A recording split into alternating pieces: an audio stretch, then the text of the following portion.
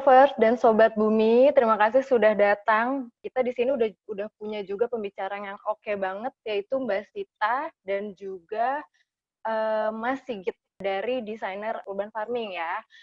Kemudian saya perkenalkan diri dulu, saya Maulina dari IDEA dan juga ada partner saya Gita. Boleh langsung ke Gita untuk programnya dan juga menyambut para pembicara. Silahkan Gita. Assalamualaikum warahmatullahi wabarakatuh. Selamat pagi Sobat Bumi, apa kabarnya hari ini? Perkenalkan saya Gita Lasudiningrum, jurnalis National Geographic Indonesia yang hari ini akan menemani Sobat Bumi dalam acara Environmental Week, Green Living, temanya itu rancang bangun kebun urban. Nah mungkin nih aku mau jelasin dulu kali ya ke teman-teman, jadi Environmental Week itu apa? Ini kegiatan yang kami selenggarakan untuk membahas hal-hal terkait lingkungan. Nah salah satunya itu tentang Green Living. Dan isu lingkungan itu sebenarnya luas banget ya, jadi nggak terpaku sama masalah sampah plastik atau limbah aja gitu. Nah makanya kali ini saya pilih Bumi bekerja sama IDEA ngebahas mengenai berkebun di rumah, termasuk gimana sih cara memanfaatkan lahan terbatas untuk berkebun. Nah apalagi di pas pandemi ini kayaknya banyak yang udah mulai berkebun gitu ya, jadi selama di rumah aja atau WFH itu jadi banyak yang mulai coba untuk berkebun. Nah pasti pengen tahu juga gimana biar bisa efektif ngelakuinnya di rumah. Hari ini saya udah ditemani oleh dua narasumber, tadi juga sebelumnya udah disebutin sama Maulina, yang udah berpengalaman banget soal berkebun. Yang pertama itu ada Mbak Sita Pujianto, ya praktisi urban farming dan petani kota. Kita sapa dulu yuk Mbak Sita. Halo Mbak Sita. Halo, selamat pagi Mbak Gita. Iya, gimana kabarnya Mbak? Udah siap nih bakal sharing sama Sobat Bumi? Insya Allah siap. Oke. Nah, yang kedua ini narasumber kita ada Mas Sigit Kusumawijaya, arsitek, urban designer, dan co-inisiator Indonesia Berkebun. Halo Mas Sigit. Ya, halo, selamat pagi. Pagi Mas Sigit, nanti sharing-sharing juga ya Mas, gimana cara berkebun di rumah, mulainya gimana. Oke, siap. Nah, yuk tanpa berlama-lama langsung aja kita mulai diskusi kita hari ini. Teman-teman kayaknya bisa siapin catatannya nih, karena kayaknya banyak banget ilmu yang bakal kita dapat dari kedua narasumber ini. Pertama, kita ngobrol dulu sama Mbak Sita kali ya nih. Mbak Sita ini udah mulai berkebun sejak 2013, jadi pasti banyak banget cerita serunya. Boleh Mbak di-share, silahkan. Oke, selamat pagi Sobat Bumi. Terima kasih sekali Nat Geo, IDEA Online. Selamat pagi juga Mas Sigit. Oh iya, saya pilih Bumi Mas Andi. Selamat pagi. Semoga kita semua dalam keadaan yang sehat dan berbahagia tentunya ya. Hari ini saya mau coba sharing bagaimana nikmatnya berkebun. Saya sudah berkebun itu dari tahun 2013. Awal mula ketemu Mas Sigit juga, kebetulan beliau adalah inisiator dari Indonesia Berkebun dan saya join di situ. Mungkin sekilas sebelum saya bercerita, mungkin ada yang belum tahu, saya adalah Sita Pujianto. Saya berkebun di rumah saya. Rumah saya mungkin sebagai bayangan adalah rumah khas urban. Khas urban itu berarti mungkin sempit, kecil ya. Dalam arti saya punya rumah itu 90 meter. 90 meter, kemudian dengan luas teras yang tidak cukup besar. Nah, saat itu memang saya mencoba menanam seperti biasanya orang di teras. Kendalanya adalah waktu itu, masalahnya adalah di matahari. Jadi rumah saya itu menghadap selatan nih. Jadi buat Sobat Bumi yang belum punya rumah, atau lagi cari rumah, mungkin menghadap selatan itu agak kurang pas kalau memang ingin berkebun. Jadi boleh disiasati dengan mencari rumah yang punya limpahan matahari yang cukup banyak. Ini sekilas gambar dari kebun saya yang sekarang. Pada dasarnya dulu tidak seperti ini. Jadi dari teras, kemudian saya sempat maju ke depan, berkebunnya mencari matahari. Jadi pada dasarnya kita memang ketika berkebun itu membutuhkan sinar matahari. Ketika di teras tidak bisa, saya juga belum tahu, belum cukup ilmunya, belum tahu varian sayur yang bisa ditanam dengan kondisi minim matahari. Kemudian saya menanam di depan rumah. Nah, depan rumah kemudian sebenarnya kayak menanam itu adalah hobi yang akhirnya menjadi tingkat ketagihan yang sangat akut nih, Mbak Gita. Jadi akhirnya saya juga melihat, oke, depan rumah saya sinar mataharinya lebih bagus nih gitu ya. Jadi kalau ada ungkapan rumput tetangga lebih hijau, kalau dalam berkebun ada ungkapan kayaknya matahari di situ lebih bagus deh. Jadi akhirnya saya sempat menumpang di depan masjid. Kebetulan rumah saya itu dekat sekali, depannya depan masjid. Nah, matahari cukup berlimpah di sana. Akhirnya memang hasil tanamannya jadi lebih bagus. Cuma memang tidak bertahan lama ya di sana, sehingga saya memang harus mencari cara gimana tetap menanam. Nah, akhirnya saya menggunakan tetap di balkon. Di balkon ini sebenarnya balkon saya, balkon yang biasanya sudah ada ketika kita membeli rumah. Jadi sekitar 2 meter. Nah, ini cukup untuk menanam, hanya kondisinya sebelum tahu ilmunya, menanam itu tidak ditempatkan di atas. Ini vertikal ya. Sebelumnya saya menanam di bawah. Nah, di bawah itu kurang matahari. Nah, sebenarnya penggunaan talang ini awalnya adalah inisiatif suami, bagaimana caranya bisa mendapatkan matahari yang cukup. Begitu. Kemudian, nah ini kemudian sekitar 4 tahun yang lalu saya perbesar. Di bawah ini adalah garasi. Garasi ini kemudian di atasnya saya buat penambahan kebun sehingga sekarang total ada 15 meter.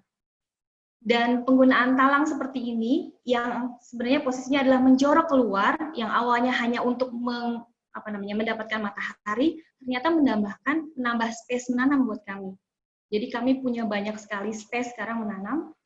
Kalau kita lihat secara besarnya seperti ini nih. Jadi talang ini dikhususkan buat tanaman-tanaman yang kecil. Ada 12 talang. Nah, 12 talang ini menjorok semua keluar dengan matahari yang super bagus, sehingga kalau dipanen dengan secara masif, satu talang ini 1,5 meter. Ada 12 talang, sehingga satu talang itu bisa 25 tanaman sayur. Sehingga kalau ditanam atau dipanen secara masif, secara serentak, itu seminggu lebih kita bisa makan sayur. Ini sebelumnya hanya di sini. Kelihatan ya mataharinya lebih bagus yang di sebelah sini. Nah, ini sekilas tentang kebun saya, Mbak Gita. Nah, kemudian asal mulanya, kalau mungkin kita semua dalam kondisi yang sekarang tidak bisa keluar, mungkin ingin aktivitas yang lebih gitu ya, atau aktivitas untuk mengusir rasa bosan gitu. Kalau saya memang berbeda. Di tahun 2013 saya memulai berkebun itu awalnya bukan karena ingin berkebun, tapi karena membutuhkan sayur. Jadi saya membutuhkan sayur yang banyak, dengan seiringnya saya merubah pola makan saya menjadi lebih banyak makan sayur, kebetulan banyak makan sayur mentah atau yang minim proses. Nah, 2013 tidak seperti sekarang hebohnya. Kita bisa beli sayur organik dengan segala macam grade, dengan online, offline, kalau dulu hanya di supermarket. 150 gram sayur bayam organik itu adalah harganya sekitar 16.000. 16.000 itu 150 gram. Padahal untuk membuat jus sarapan saya dan suami, saya membutuhkan setengah kilo, 500 gram. Belum salad dan seterusnya. Kenapa saya memilih organik? Karena otomatis tidak ada pestisida, karena akan dimakan dengan mentah. Oleh karena itu saya mesti putar akal nih. Gimana caranya kalau kita itu mau sehat, harusnya mudah dong ya. Sehat itu harusnya murah. Tidak sebaliknya malah menguras kantong gitu ya. Bayangkan waktu itu lumayan banget. Kemudian saya belajar menanam. Standarnya belajar menanam itu dari Google, dari YouTube, dan seterusnya. Kalau nggak salah 2013 itu lagi booming Twitter, saya ingat banget dulu, kenalah dengan komunitas Indonesia Berkebun. Kalau nggak salah, Mas Sigit ingat nggak 2013 itu ada woro-woro tentang panen akbar kangkung. Nah, saat itu saya tergerak, coba ya nanam, ini udah nyoba di rumah nanam, tapi gagal. Nah, begitu, ini seru juga ya kalau saya ke sana gitu ya, ikut ngumpul.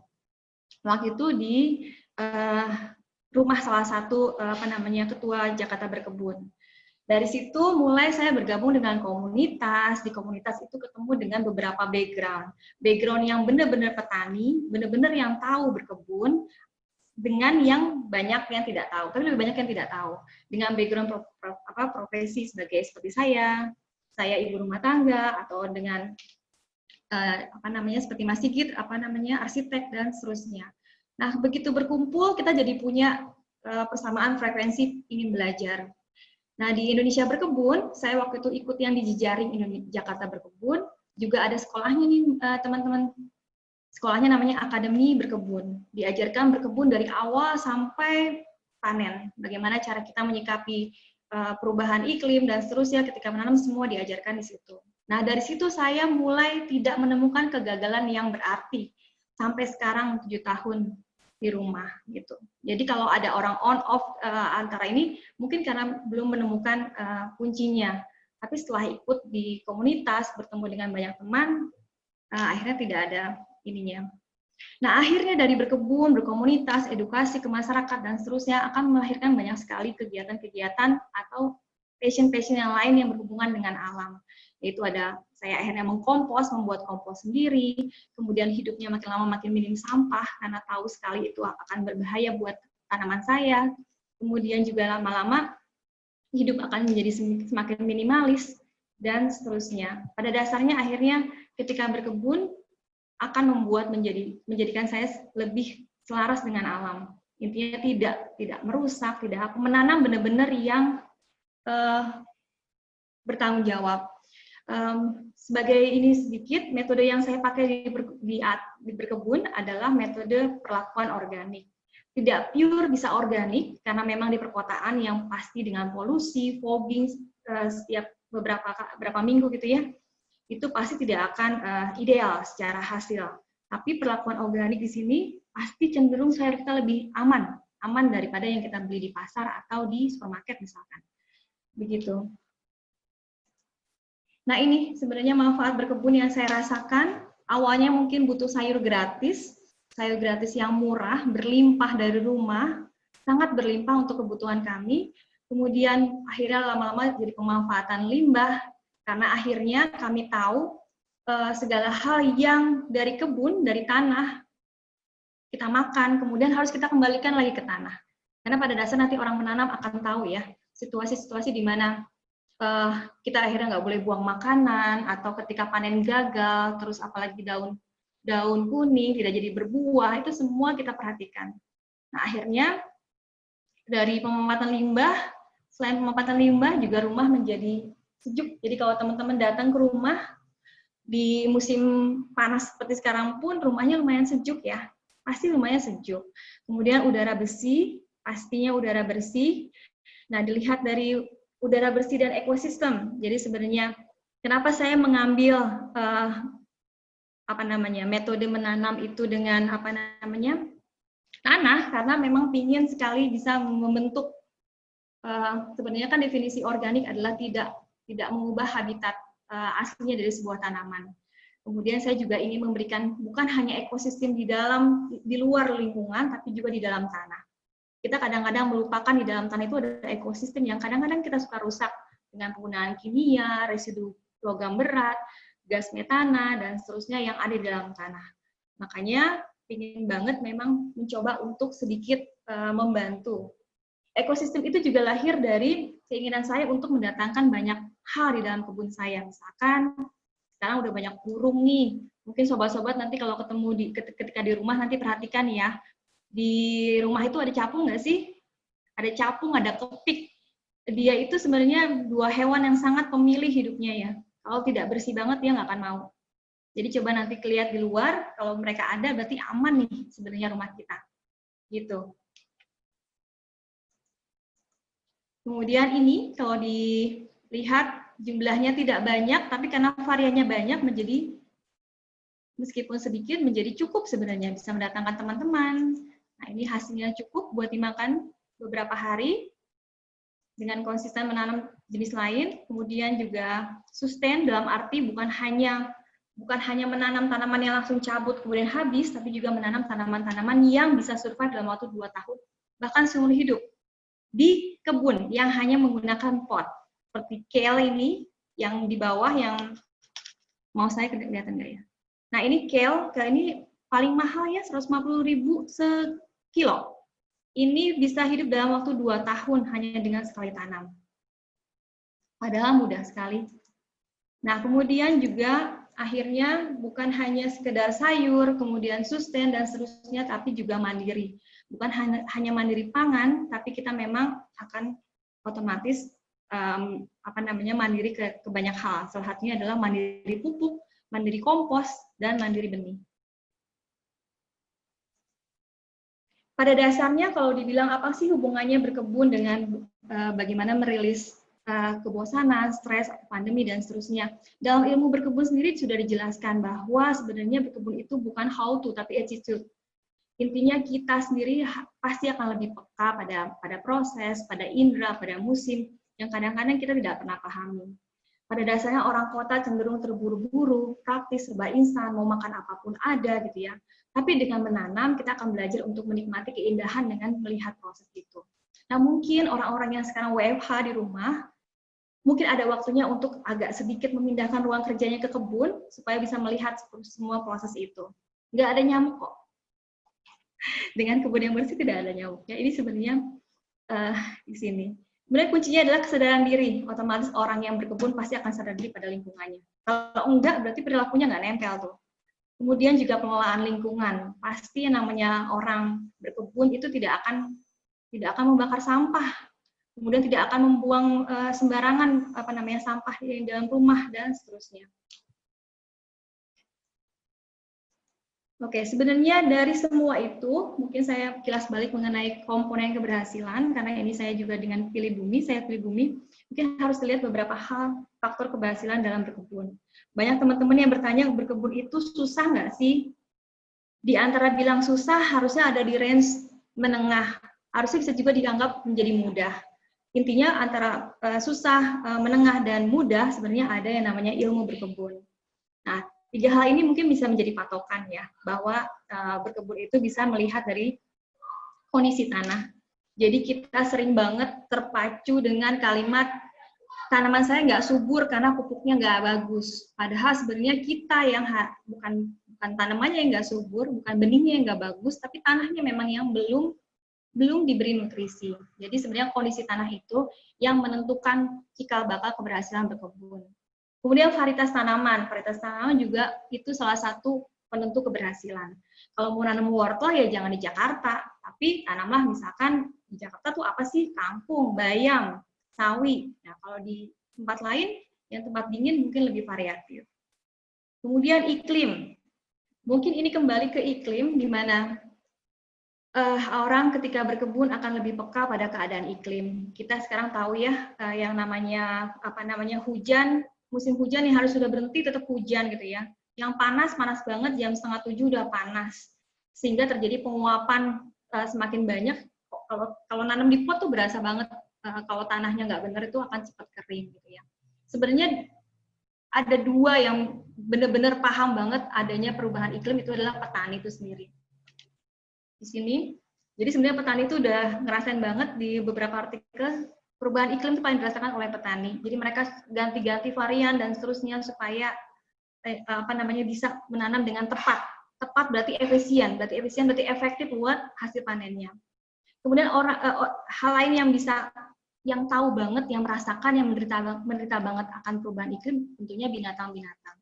Makanya dengan berkebun kita mendatangkan kembali binatang-binatang yang memang harusnya ada dalam habitatnya untuk tetap lestari gitu loh. Sudah dapat dalam penelitian bahwa lebah yang mengambil nektar dari benih yang ber-GMO atau benih yang berpestisida itu mandul.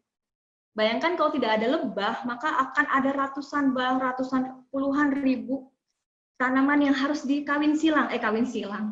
kawin manual yang harusnya bisa dilakukan oleh binatang-binatang tersebut. Binatang penyerbunya nggak ada sama sekali. Mereka nggak mau makan tanaman yang ditanam masif di pertanian konvensional yang otomatis kimianya sangat tinggi. Bisa lanjut aja, menanam itu mudah.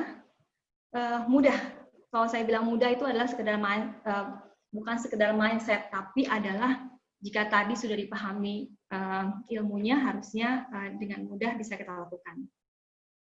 Kemudian kalau bisa dilihat di mapping dulu kebutuhan berkebun, saya mau berkebun nih, kira-kira saya punya waktu, ada waktu jeda di WFH di rumah gitu ya, pingin 1 jam lah, sudah cukup. Setengah jam saja sudah cukup. Nah, sebelum memulai mau nanam apa sih sebenarnya, bukan melihat dari tren, tapi melihat jumlah komposisi di keluarga kita tuh berapa, sukanya makan apa.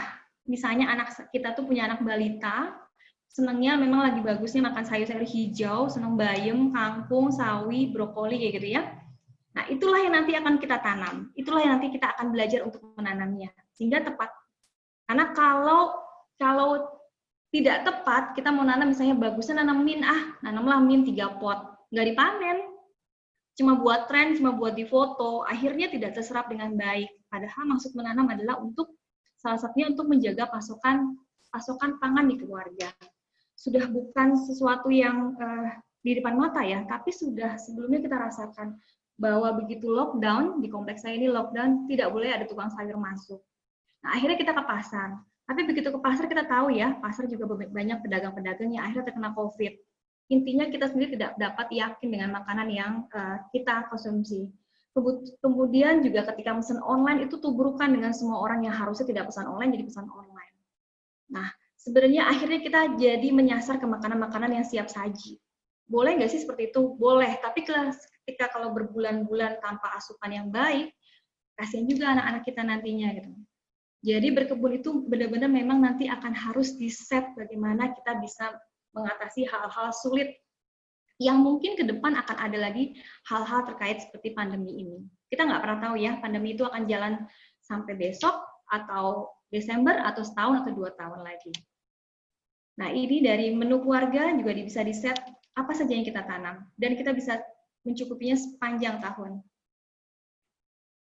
Kemudian ada beberapa tanaman yang sebenarnya kita sering lupakan, adalah ada 3 tanaman, annual, biennial, dan perennial. Nah, sebenarnya tanaman yang kita tanam, kalau tepat, maka kebun kita akan mencukupi. Sebenarnya yang harus kita banyak tanam adalah perennial. Perennial itu tanaman yang sangat less effort, nanamnya cuma tancap, tapi dia bisa hidup bertahun-tahun sampai selesai, bahkan di pot. Saya punya kelor itu sampai sekarang sudah ada 4 tahun. Pepaya Jepang itu sudah 7 tahun, masih ada di dalam pot itu. Dan supply tumbuhan banyak, supply sayuran ke rumah banyak sekali, sering banget. Dan ternyata tanaman-tanaman ini setelah diteliti di jurnal-jurnal internasional superfood gitu loh, dan sudah memang terbukti bisa dan sama gizinya mungkin dengan selada, bayam, dan seterusnya. Lebih malah ya. Padahal tanaman-tanaman annual ini kan sekali tanam habis, ulang lagi, tanam lagi, ulang lagi, 1,5 bulan panen habis, tanam lagi. Makanya itu yang menimbulkan kecapean buat kita yang menanam. Tapi kalau kita nanamnya banyak di perennial, nggak banyak effortnya. Oke, masuk ke dalam tips berkebun. Sebenarnya berkebun itu identik dengan kita mesti mengenali rumah kita, lingkungan kita. Rumah kita sendiri kita mesti observasi, sinar matahari yang berlimpah di mana sih?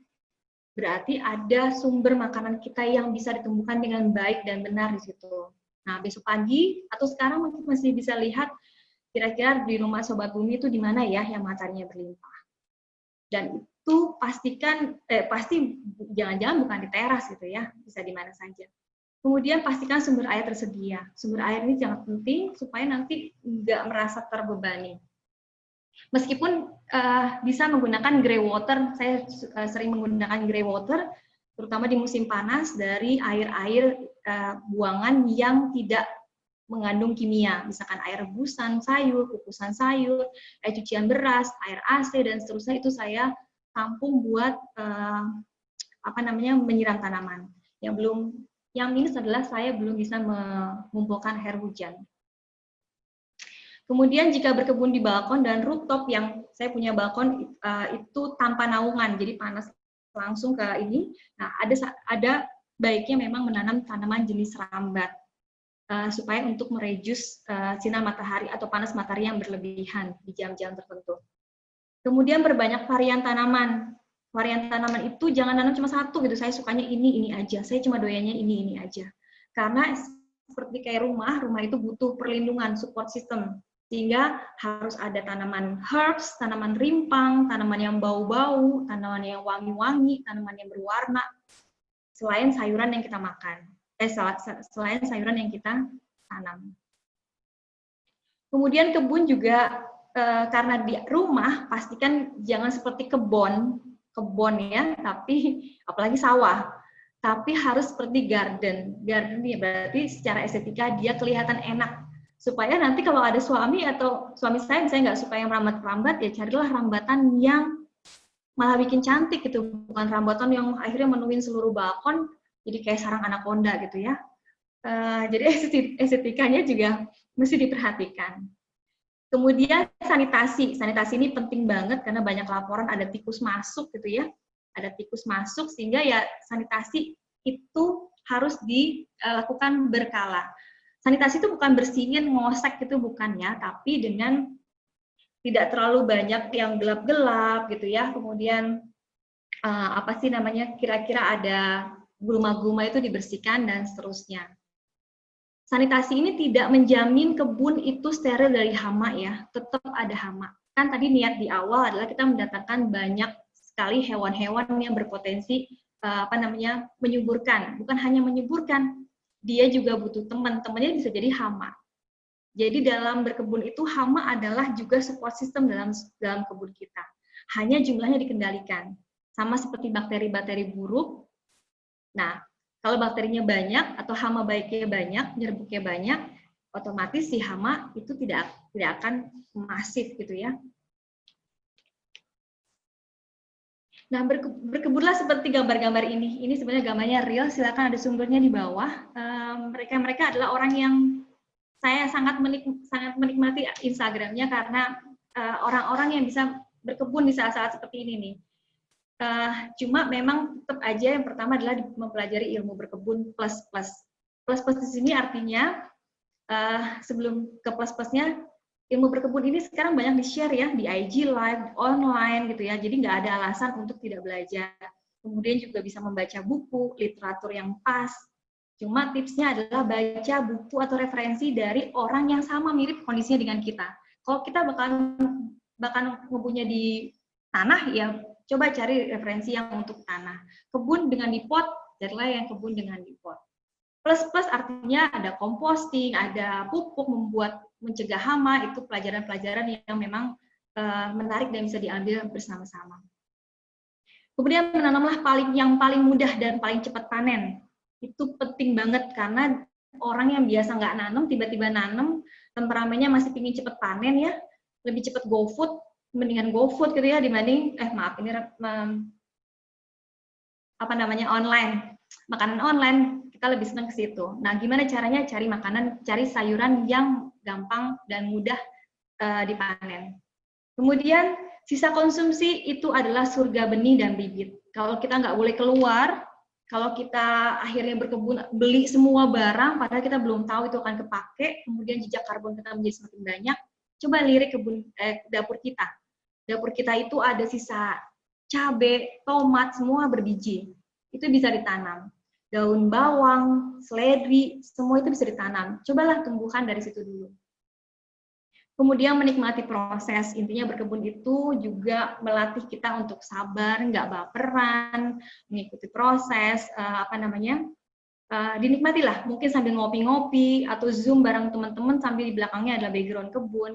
Jadi hal-hal yang akhirnya kita membangun chemistry dengan kebun itu sendiri. Seperti ini ya, kita bisa bikin mungkin bareng-bareng sama anak-anak main di sini, meskipun tempatnya sangat sempit. Nanti coba dicek Instagramnya, tempat-tempatnya sangat sempit, tapi sangat menyenangkan. Kemudian ini tanaman-tanaman yang bisa ditanam di masa pandemi. Benih saya letakkan di tengah, kalau bukan pandemi pasti saya letakkan di atas. Jadi regrow adalah yang paling terbaik sehingga orang bisa lebih anteng di rumah berkebun. Tidak memaksakan diri untuk membeli banyak dulu gitu ya, untuk melatih kesukaan berkebun dulu. Berikutnya adalah manajemen bertanam. Ini nanti bisa dipelajari, yaitu tadi mengenal rotasi berkebun. Mungkin yang punya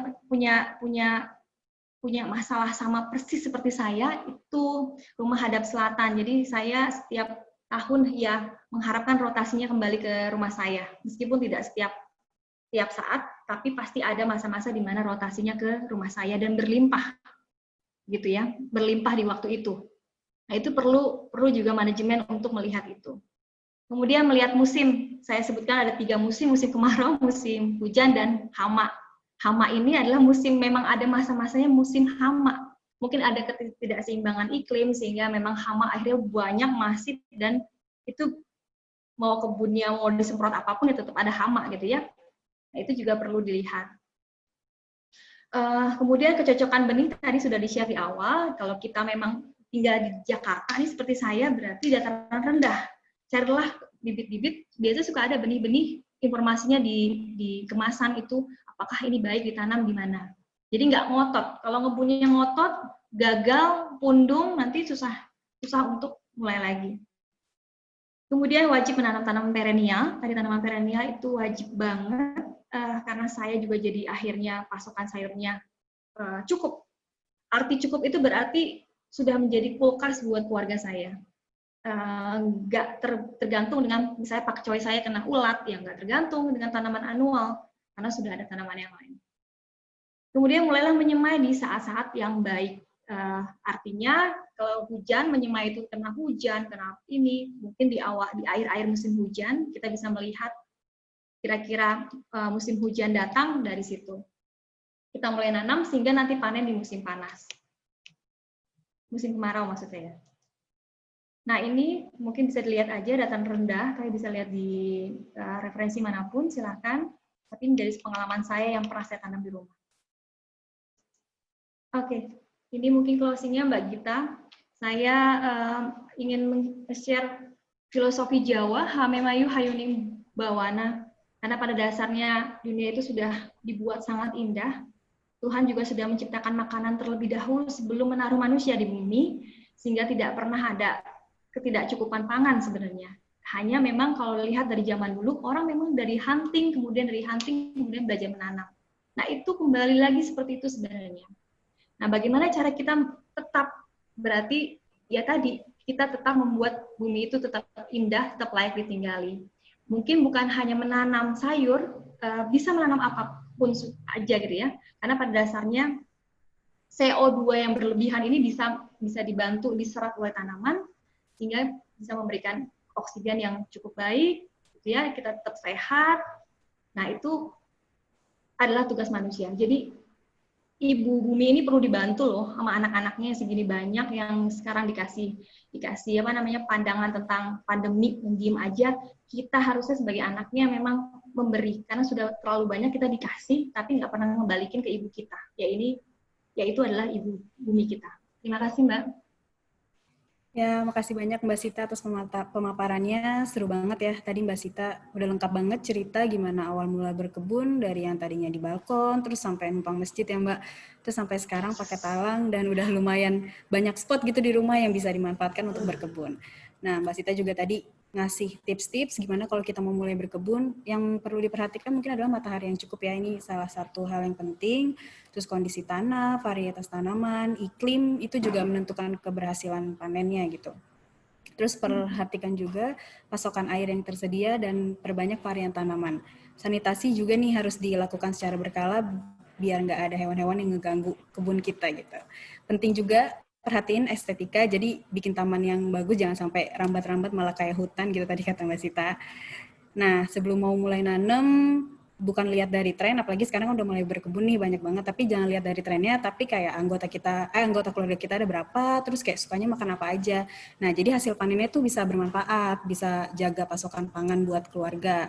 Apalagi di tengah pandemi ini, tadi Mbak Sita bilang kan ada beberapa keterbatasan ya, kayak susah nyari tukang sayur, terus pasar juga ada beberapa yang ditutup, jadi susah kalau mau belanja. Kalau belanja online pun banyak yang pesan, jadi kemungkinan datangnya lama atau prosesnya lama gitu. Nah, dengan berkebun ini bisa membantu di tengah situasi sulit kayak pandemi ini, kayak kita bisa ngambil sendiri dari kebun kita. Mungkin bisa pilih tanaman perennial, ini malah kata Mbak Sita wajib banget, karena Mbak Sita sampai cukup banget stok sayurannya ini karena nanam tanaman perennial ini gitu. Terus Mbak Sita juga menggunakan metode menanam organik, ini karena dia ingin membantu ekosistem sekitar, jadi ingin mendatangkan banyak hal juga gitu di kebunnya, kayak capung, kepik, dan hewan-hewan lain gitu. Jadi benar-benar simbiosis yang saling menguntungkan, melestarikan habitat di sekitarnya juga gitu. Terus tadi manfaat juga Mbak Sita udah jelasin banyak banget manfaat dari berkebun, kayak di samping memberikan ketenangan bagi diri sendiri, itu bisa bikin kita lebih sehat juga ya, karena sayur-sayurannya tadi bisa didapat sendiri, terus murah, jadi nggak perlu beli yang mahal, karena paling cuma butuh menanam aja tadi. Terus manfaat buat lingkungan juga luar biasa karena kita memanfaatkan limbah, terus bikin udara bersih, mengurangi polusi udara, rumah juga jadi lebih sejuk gitu. Nah, tadi sih Mbak Sita bilang pada dasarnya berkebun itu membuat kita jadi lebih selaras dengan alam. Gitu sih. Itu tadi yang bisa aku rangkum dari pemaparan Mbak Sita. Nah, tapi aku mau nanya nih Mbak, selain masalah sinar matahari tadi, kalau misalkan kesulitan menanam di rumah tuh apa ya? Karena kan lahannya terbatas gitu ya, nggak kayak lahan terbuka yang mungkin bisa nanam banyak dan segala macam. Nah, kalau Mbak Sita sendiri di rumah kayak gimana kendalanya, tantangannya gitu? Kendalanya sebenarnya tidak terlalu banyak sih Mbak, dalam arti paling hal-hal yang sifatnya misalnya kayak hama datang, misalnya gitu ya, kayak tiba-tiba tikus naik ke atas gitu, misalkan seperti itu. Kemudian kendala matahari, kalau sekarang sih saya rasain banget itu kendala matahari. Lagi nggak berpihak di tempat saya, jadi tanaman yang butuh banget matahari berlimpah itu yang mengeluarkan bunga, Mbak. Mengeluarkan bunga. Hampir semua sayuran yang berbuah itu kan mengeluarkan bunga. Berarti kebayang dong situasinya, Mbak, lebih ke situnya ya. Kemudian fotosintesis juga jadi susah, berarti nutrisi dalam tanamannya juga jadi kurang gitu, misalnya seperti itu. Kemudian mungkin dari segi kendalanya saya belum bisa menampung air hujan. Sebenarnya kalau air hujan ditampung tuh lumayan ya. Cuma ternyata mahal nih Mas Sigit. Mungkin nanti bisa tanya juga ke Mas Sigit ya. Kenapa ingin banget sebenarnya bisa membuang banyak saluran air kayak air dari mesin cuci, misalnya saya pakai lerak kan, itu bisa dibuang ke dalam, bisa dijadikan menyiram tanaman Mbak Gita. Kan itu ya, sirkular jadinya. Muter-muter di rumah kita sendiri, nggak ada yang keluar kebuang sama sekali. Sayang sedih lihat air tuh larinya ke selokan. Ya. Oke, makasih Mbak Sita. Nah, tadi tuh Mbak Sita udah jelasin tuh kendalanya kalau di rumah kayak gimana. Nah, sesi selanjutnya mungkin bisa dijawab kali nanti sama Mas Sigit ya. Jadi kita mau ngobrol nih gimana semakin paham cara berkebun di rumah, terus kayak bertanya-tanya lahan yang harus disediakan itu seperti apa, luasnya berapa, terus pokoknya urban farming dilihat dari sisi arsitektur itu gimana.